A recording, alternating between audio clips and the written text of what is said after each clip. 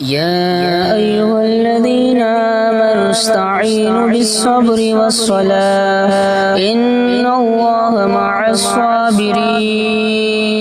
ولا تقولوا لمن يقتل في سبيل الله أموات بل أحياء ولكن لا تشعرون ولنبلونكم بشيء من الخوف والجوع ونقص من الأموال والأنفس والثمرات وبشر الصابرين الذين إذا أصابتهم مصيبة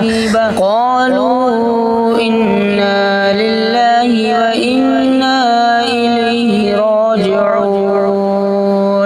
أولئك عليهم صلوات من ربهم ورحمة وأولئك